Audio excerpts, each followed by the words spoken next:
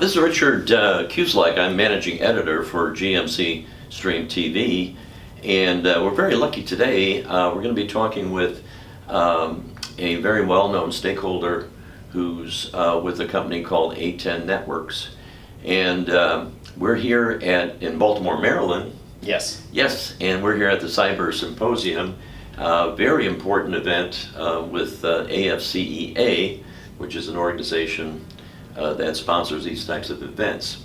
So I'm going to give a little intro, if you will. And so, one of the things that I really found that was really amazing when I was doing a lot of research, according to research, this security and communications industry is really hot now, and use the word blast. It's going to blast. The financial folks are saying it's going to be from 6.7 billion to 22.2 billion in 2021. So you're really in a sweet spot, if you will. Yes. And so if you look at A10, and you're going to be you know more about A10 networks than I do, I'm sure, including application delivery controllers, ADCs. Mm-hmm. You do Lightning Application Delivery Service, which is Lightning ADS. You also do Carrier-Grade Network Address Translation, or CGN. If I make any mistakes in acronyms, please correct me. Yes. Threat Protection Systems, or TPS. SSL, Insight, SSLI, little lowercase I, of course, and Convergent Firewalls, or CFW, is part of the top tier of these companies. So you're really on the top tier. So today, as I mentioned before, we're here in Baltimore, and we're meeting with James Schweitzer. Yes. Your title is Lead Federal SE for A10 Networks, correct? Yes, that's correct. And Jim, before we begin, I always like the people I'm interviewing to tell us a little bit, our subscribers, a little bit about yourself. How did you come about with A10? A little bit about your background. Okay, excellent. So I've been with A10 Networks for 2 years. It'll be 2 years next month. Prior to A10, I worked for a contractor, a federally funded research and development center, the MITRE Corporation, for 11 years in their security center. And so from there, really fostered kind of a knowledge of security, worked worked supporting the federal government with agencies in the DC area, overseas, and really garnered an appreciation. Through this, I met a colleague who worked for A10 Networks, who was discussing the technology, the capability, and really what A10 was looking to do. And from that really piqued my interest and led me to kind of talk to them about what opportunities they may have. So you were very, very fortunate to not only have a great background, but to make the right connection. Yes. And as I've talked a lot with people who are looking for very qualified people, and I think A10 Networks is very, very lucky you made that connection. Jim, I definitely want to focus on really two key topics today, which we talked about earlier. We're going to save them until the end. Sure. Because I think they're really important announcements that are going to be made today. And so I want to kind of focus on some questions here. And are your product sets moving more towards future adaptive networks? Is that where you're moving? So yes, it is, and I think that's a really important destination we want to move to. And I think A10 is taking a very unique position with this. One of the things that we're looking at is our customers are traditionally risk averse. Technology changes. We know Moore's Law, every 18 months, we have significant change occurring. Look through, and A10 is through our Harmony controller and our Lightning ADC and our B-Thunder platforms, we have developed a bridge so that we can take folks in the existing data centers that want to begin transitioning into the cloud and provide them support for both. Because really, we think that it's going to be a moderate transition for organizations, commercial and federal, to really move to that point. Because while everyone likes to discuss the cloud and immediately moving and transitioning there, recognizing that it's going to take time and it's going to take some baby steps. Right. Okay, so in other words, your company is seeing the future and you're making the right steps to meet that demand, and also the requirement of the government, the security aspects of it, which Lieutenant General Lynn talked about yesterday. Let me ask you, can the A10 network software really create a kind of a virtual network devices that can keep DISA agile in time of global crisis? I believe it can, and I would say we can do that again through our virtual Thunder and through our Lightning ADC.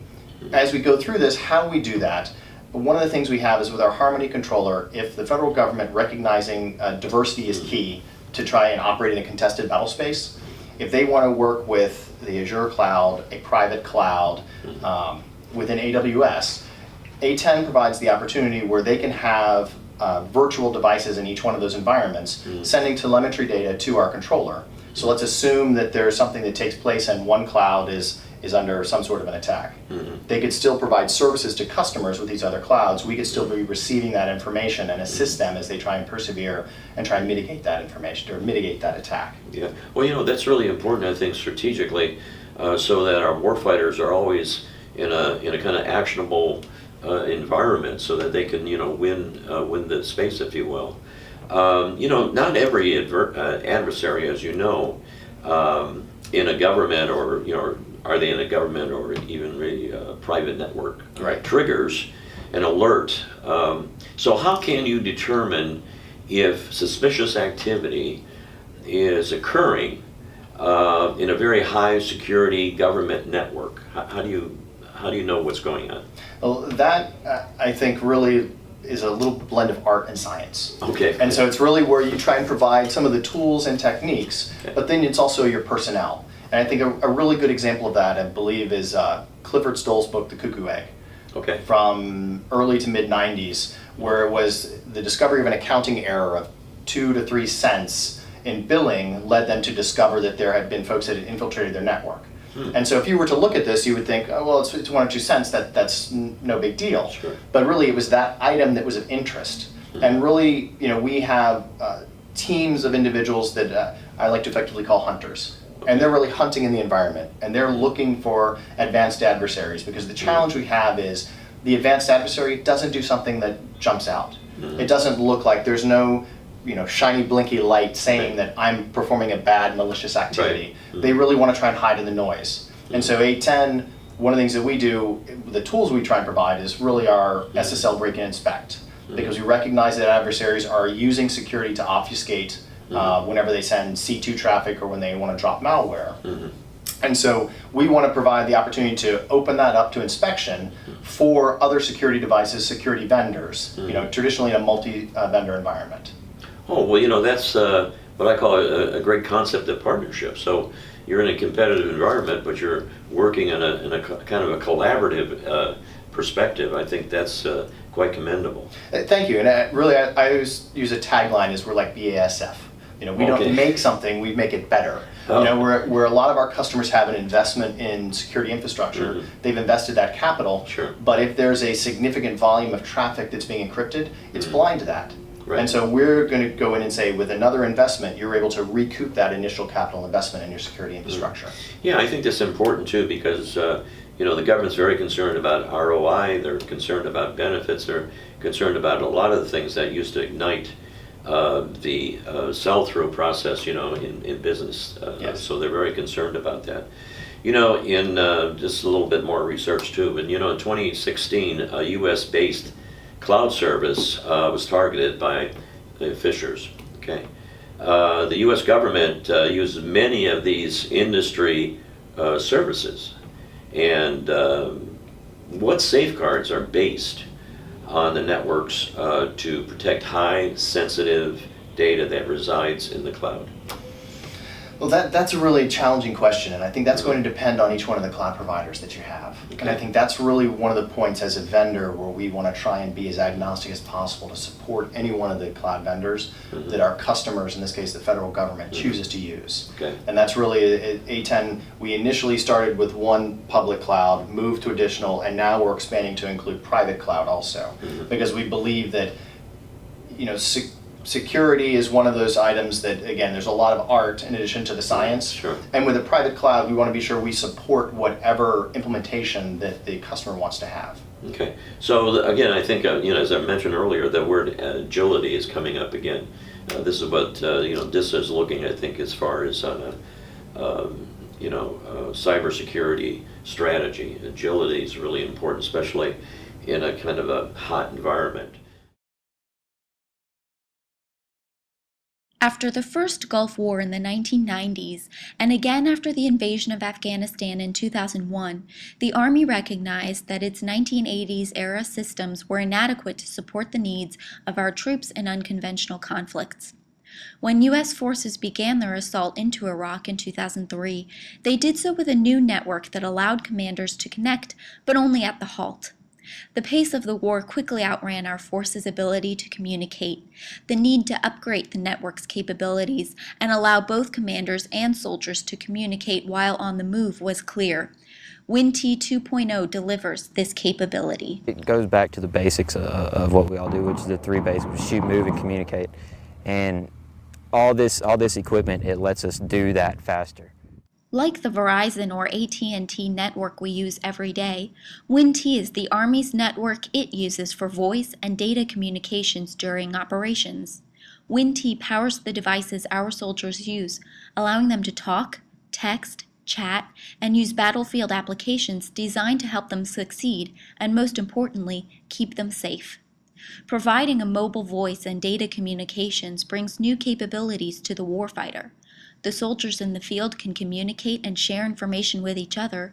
The commanders can in turn communicate with and share information with the soldiers in the field and with the freedom to move wherever they need to be on the battlefield.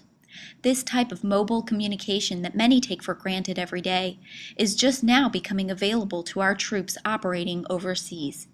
The ability to communicate with the BFTs and everybody else, you can see everybody on the field, know where they're at, it's really helpful. The purpose is to enable the commander to make informed decisions anytime, anywhere on the battlefield.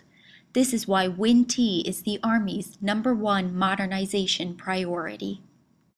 You can look back in history and think about how we commanded on the move. At one time we used messengers or runners. We've used flags while we were moving formations. We've used radios to be able to talk to one another.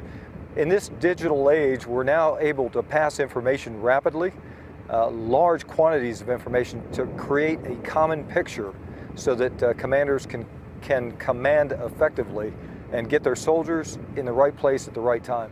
Now, of course, we're getting into the real good things here, which is what we talked about earlier, in the sense of we wanted to wait until the end to really kind of focus on some really key Sure. things. So, first, you were going to talk about, and I'll use my cheat sheet here, an insight into the top misunderstandings about SSL encryption those government security experts have.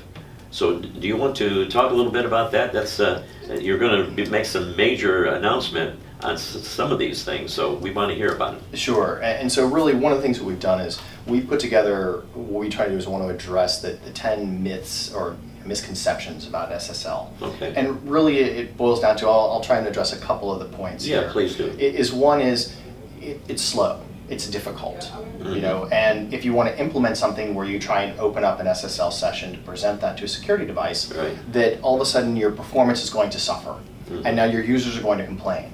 And A10, we have partnered with a vendor that makes custom hardware, it's commodity hardware, in order to address the encryption decryption so that we don't suffer performance hit Okay. when we go through this, even using the newer key exchange and the newer algorithms like elliptic curve. Okay. So we think that's really one point. Another is, if you have security tools in your network today, an IDS, an IPS, an advanced threat protection, you can implement A10 without having to completely re-architect your network environment. And I think that's another item, because people look at it and say, well, if I'm going to implement this new technology, I need to have a major overhaul of what we have. And that's not really, we have designed our solution to support multiple deployment models to try and minimize this, so that if someone recognizes the need to try and gain access to that 50, 60, 70% of encrypted traffic on their network, Sure. they can do this without having to have a 6 or an 8-month process. Recognizing that there are challenges and there are things that have to be done ahead of time. Another item that people are oftentimes very concerned about are protecting the keys. So when you establish an SSL session and you establish it from your client to your server, you have a tunnel that's encrypted between those two endpoints. Well, now when you've introduced someone else in the middle that is opening that session and providing it to security tools, you've introduced risk. This is something I don't see, that I don't know where that is as a user. Sure. What happens? And so A10 has partnered with another same vendor provides silicon, to have it's a FIPS 140-2 level 3. Okay. And what that acronym stands for is FIPS is a standard. Level 3 means that there are physical protections in place. So even if someone has physical access to the device, they still can't extract the keys. So your data is secure, so you don't have to worry about another third actor being able to gain access to the session, so that we can provide a high degree of assurance that what we're providing to the security tools is not being provided to someone else. Okay, great. You know, I was just thinking about this because, again, we both know, of course, that the government has a lot of legacy systems. And of course, I come out of the legacy environment.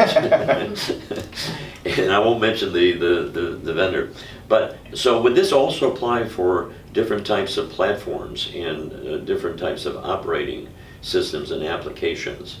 If we look at the whole universe of DISA and the type of platforms and applications and operating systems, etc., that they're supporting, would this also be applicable? Yes, and fortunately, because it's SSL or TLS, that's really agnostic to whether it's a Linux operating system, Macintosh, or Windows. Sure. So we're fortunate in that regard. What we have also, I think this is another benefit that A10 offers, is beyond just an HTTPS encrypted stream, we also offer other protocols where we can decrypt.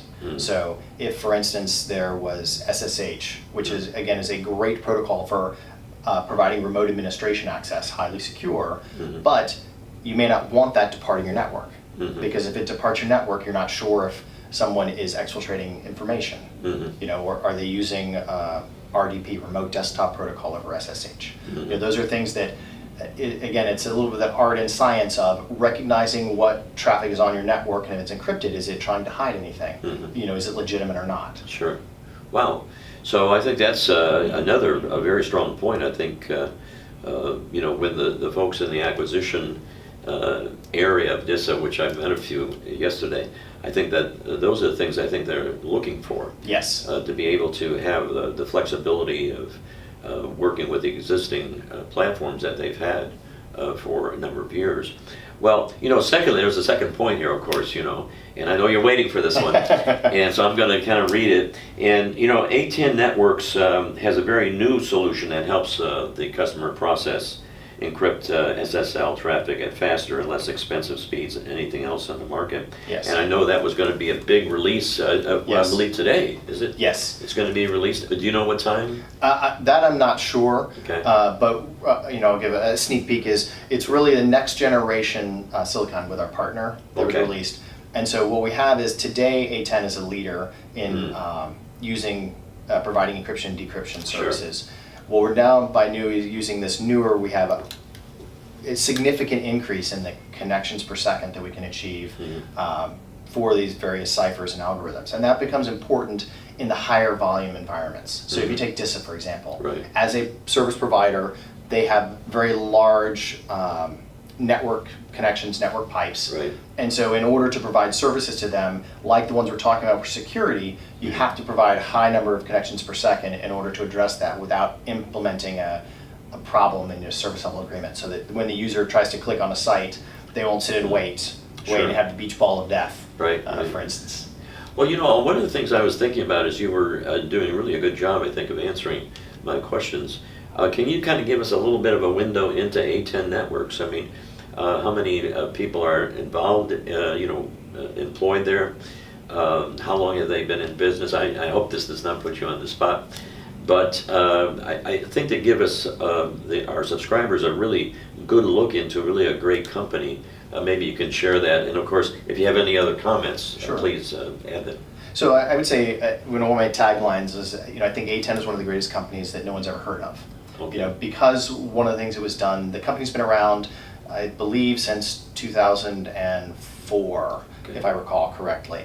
And it was very interesting, early on in the development of A10, they wanted to rewrite the operating system, what we call our ACOS. Well, they took this, it took a significant period of time, which is not insignificant in, you know, Silicon Valley to Sure. rewrite everything, your foundation you're starting from. Right. But we're still reaping the rewards from that rewrite. Okay. When they went through, they recognized what they wanted to do to try and bring a symmetric multiprocessing capability really to the masses as far as Okay. for commercial and the federal government. Because of that, we're able to really become a mission partner. Yeah, I think a very good example of this in the commercial space, we had a very large software company came to A10 and was interested and said, in your application delivery controller, native in your environment, you have some capabilities to mitigate against denial of service attacks. You know, can you expand upon that? Is that something that you can improve upon? And really at A10, when we have our clients aren't just clients, they're mission partners, and we said, you know, we think we can improve upon what we do today. That development led to a platform that is really our TPS, you know, our threat protection system. And it really, I guess the piece I want to impart about A10 is, Sure. while we're headquartered in San Jose, California, in Silicon Valley, we still are in touch with our customers because we want to be a partner to understand what is it that they need, what are the pain points, because we won't be able to, we can't do everything well. Sure. Because if you do everything well, you do nothing well. That's a What good point. we really want to discover is what are the things that really fall into our space, where what we do well today. Can we help you with that? Is that something that we can improve upon and take one area, you know, our SSL offload as an example. That was something that we did. We were high speed. We expanded upon that to provide the break and inspect, or SSLI. And so we look for areas where we have a solid foundation, you know, that fits within A10's mission space, and said, how can we help partners, you know, to improve either security, scalability, uptime, etc. Well, you know, extremely informative, and I think, you know, from a technical perspective, you've given us a, you know, very good visualization of your product sets and the things that you do. So it's really been a pleasure having you. Thank you very And much. thank you very much. Thank you very much for having me. Thank you.